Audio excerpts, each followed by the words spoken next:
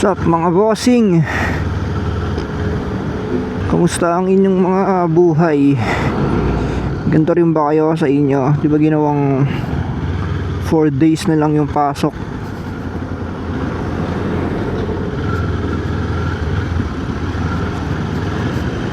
Dahil nga sa gera, yun, nagsisave ng enerhiya sa mga gasolina.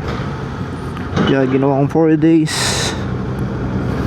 So, kamusta? Ganun ang ginawa sa amin, 4 days pero 7 AM to 6 PM. So, parang binawi lang yung Friday na naging imbis na 9 hours, 11 hours. Okay din naman kasi wala nang pasok ng Friday. Kaya lang, ayun, medyo maghapon ka na sa opisina pag ganito yung schedule. Ano nga pala tayo guys, sa IT. So yun lang, sana pag IT o kaya yung mga trabaho na kaya namang gawin sa bahay, sana gawin na nilang work from home para mas makalis, di ba? Kasi yung mga trabaho ng IT kaya namang gawin sa work, sa bahay yan eh. So imagine kung yung mga BPO, yung mga ganun, o kaya kahit anumang basta computer related na trabaho, feeling ko kaya namang gawin sa bahay. So bakit di na lang i-work from home? O kaya hybrid, kahit paano, kahit mga 1 day, once a week. Laking bagay nun. Medyo malaki rin kasi ang diba, community ng mga community ba tawag?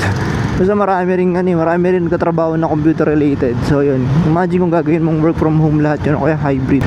Kahit pa paano mas makakatipid sa enerhiya kesa yung 1 day lang yung nabawas.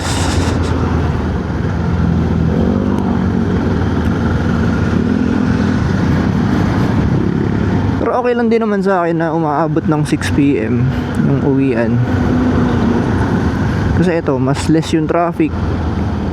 Tapos yun, mas malamig, walang init.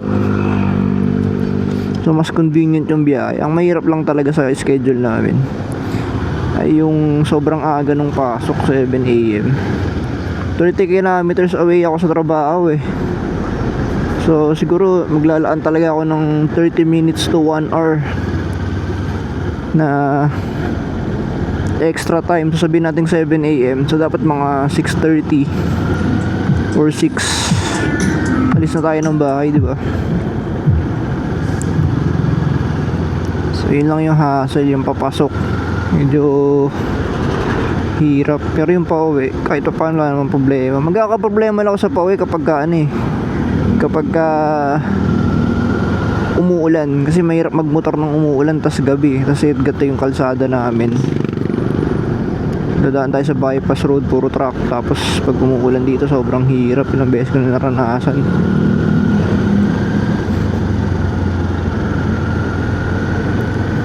Pero ngayon, okay pa rin naman. So ayan, sana lang gawin ng work from home o kaya hybrid, kahit pa paano, kahit once a week, twice a week, pwede na yun. Kasi yung 4 days a week parang wala ring nabawas eh. Adjust na lang. Di ko lang alam kung sakaling maubusan ng gasolina ang Pilipinas, no? Paano kaya papasok yun? Tigil siguro mundo para tayo nag-pandemic nun. Malilesen yung mga naka-private vehicle.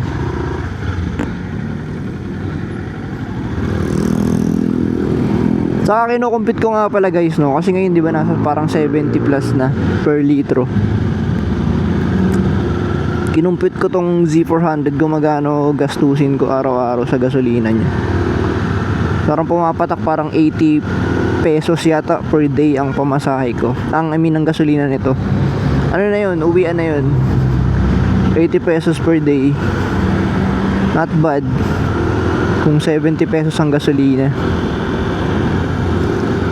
So, sa pagkakakompute ko, pag hanggang umabot ng 100 pesos, medyo decente pa rin na gamitin to pan daily. Kasi 25 to 30 kilometers per liter itong Z4 eh. So kahit umabot ng 100 pesos per liter yung gasolina, medyo okay pa rin siya okay pa rin to pang commute daily. I mean, compared sa mamamasahe ko, medyo hassle. Pagod ka na sa kakapila, pagod ka na sa biyahe. Hindi mo pa control yung oras mo, di ba? Unlike pag ganito, may sarili kang gamit pang service, iba pa rin. So yun, hanggang kahit umabot ng 100 pesos per liter, okay pa to gamitin. Pero pag umabot na ng mga 200 pesos per litro to, siguro magana tayo. Mapipilitan tayo bumili ng scooter. Yung pinakatipid na scooter, kaya e-bike. Di ko lang sure kung aabot kasing e-bike dun kasi 30 kilometers per day yung biyahe ko. Di ko sure kung kayang abutin ng e-bike yun, yung ganung biyahe.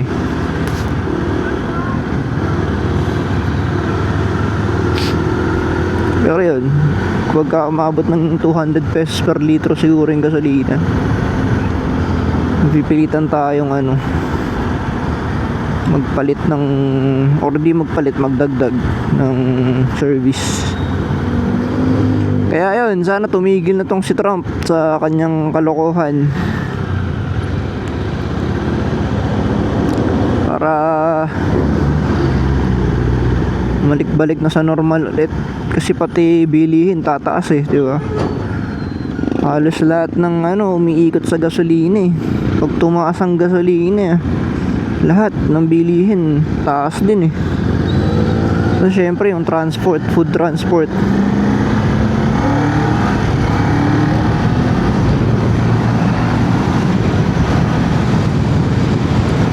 So ayun, yun lang ang ating vlog for today. Siya lamig Sarap din talaga bumiyahe ng gabi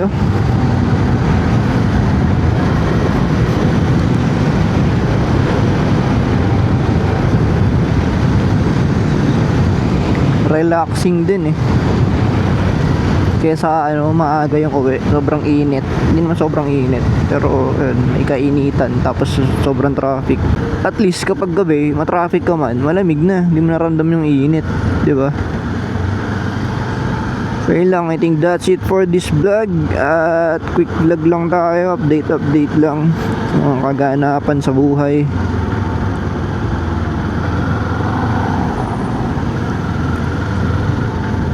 So ayun. So kung sakali pala magkaka-work from home tayo, mag-upload na lang tayo ng vlog kapag may ride.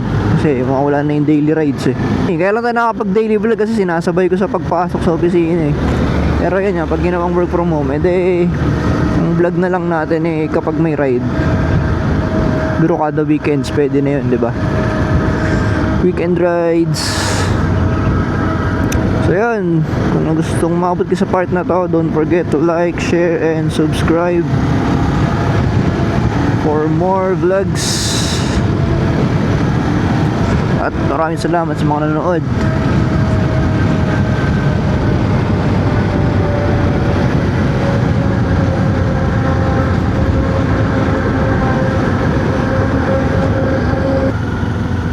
Sa lugar namin, pag pumatak ng gantong oras, parang wala ng tao sa labas